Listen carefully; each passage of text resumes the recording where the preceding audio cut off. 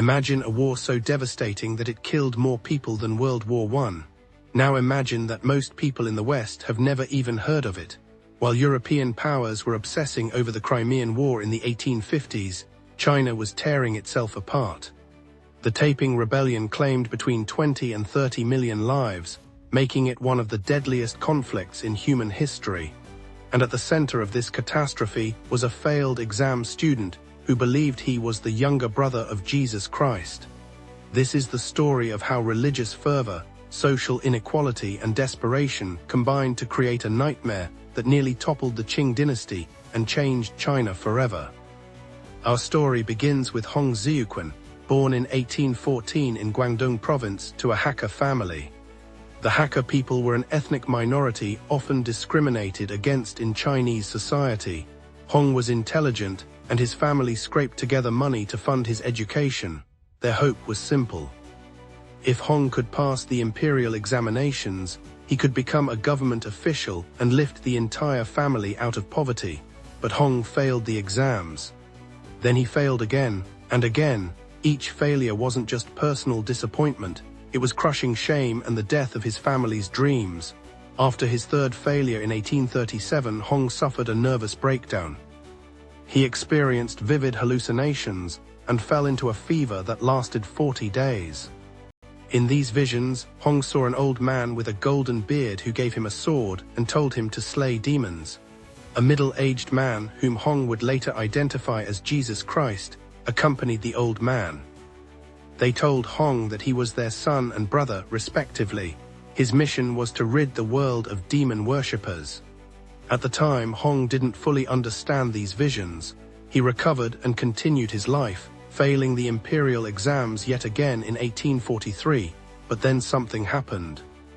A cousin showed Hong a Christian pamphlet he had received years earlier from a Protestant missionary. As Hong read about God the Father and Jesus Christ, everything clicked into place. He suddenly interpreted his visions through a Christian lens. The old man was God, the middle-aged man was Jesus. And Hong himself was Jesus's younger brother, sent to Earth to establish a heavenly kingdom. The demons he was meant to slay were the Manchu rulers of the Qing dynasty and anyone who worshipped traditional Chinese gods and ancestors. Now, you might wonder how someone could make such an incredible claim and convince anyone to follow him. But Hong's message arrived at exactly the right moment for exactly the right audience. China in the mid-1800s was a powder keg waiting to explode. The Qing dynasty was weakening. Population had exploded to over 400 million people, straining resources. The First Opium War had just humiliated China, forcing it to sign unequal treaties with Britain. Natural disasters, including floods and droughts, devastated farming communities. Taxes were crushing, corruption was rampant, and the Hakka people, along with other marginalized groups, faced systematic discrimination. Hong's teachings offered something radical. He preached equality among all followers. Women could hold positions of authority. Private property would be abolished and land distributed fairly. Opium, alcohol, gambling, and tobacco were forbidden. Foot binding was banned. And most revolutionary of all, the Manchu Qing dynasty was illegitimate and must be overthrown to establish God's kingdom on earth. Hong began preaching in 1843 with his friend Feng Yunshan. They moved to Guangxi province, one of China's poorest regions. Here, among desperate peasants, miners, and marginalized Hakka people, their message spread like wildfire. By 1850, the God-worshipping society had thousands of followers. The Qing government, alarmed by this growing movement, sent troops to suppress it. This was their fatal mistake. Instead of crushing the movement, persecution unified it.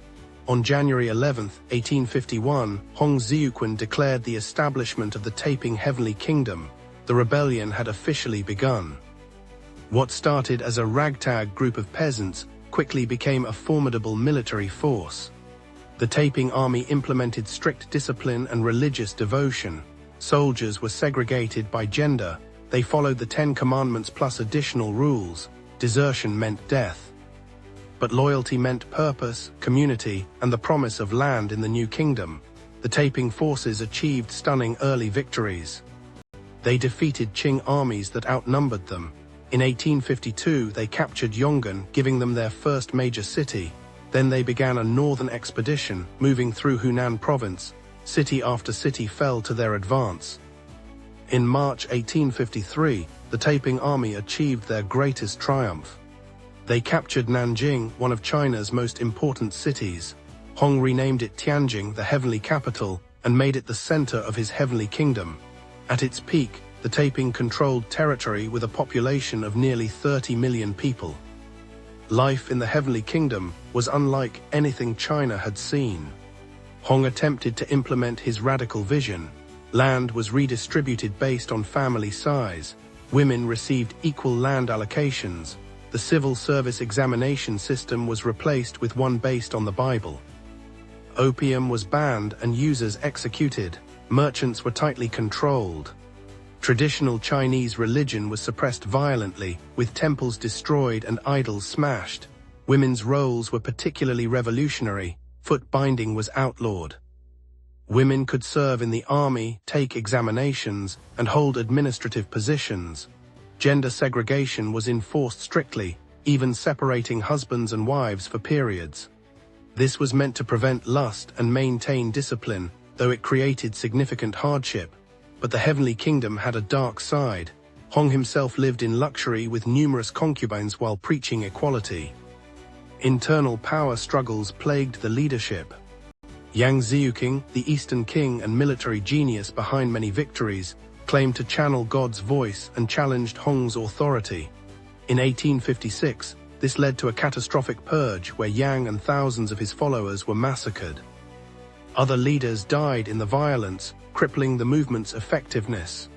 Meanwhile, the Taiping military campaigns continued. They launched expeditions north toward Beijing but failed to capture the capital. They fought countless battles throughout central and southern China. The warfare was brutal beyond description. Cities were besieged for months or years, populations starved. When cities fell, massacres often followed on both sides. The Qing dynasty struggled to respond. Their regular army proved ineffective against the motivated Taiping forces. Salvation came from an unexpected source. Regional leaders began organizing local militias. Zheng Guofan created the Xiang army in Hunan. Li Hongzhang formed the Huai army. These forces, better motivated and led than regular Qing troops, slowly turned the tide. Foreign powers also played a crucial role. Initially, Western nations were neutral, even sympathetic. After all, the Taiping claimed to be Christian. But as the war dragged on, Westerners realized several things. First, Taiping Christianity was heretical and strange by Orthodox standards. Second, the chaos disrupted trade. Third, the Qing government, despite its weakness, was easier to do business with. Britain and France, fresh from the Second Opium War, decided to support the Qing. Foreign officers like Frederick Townsend Ward and Charles Gordon helped train Chinese forces and led them in battle. The ever-victorious army, though small, proved highly effective with modern weapons and tactics.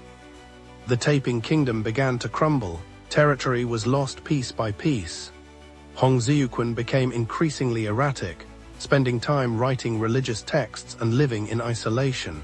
When Qing forces besieged Nanjing in 1863, Hong refused to consider surrender or evacuation.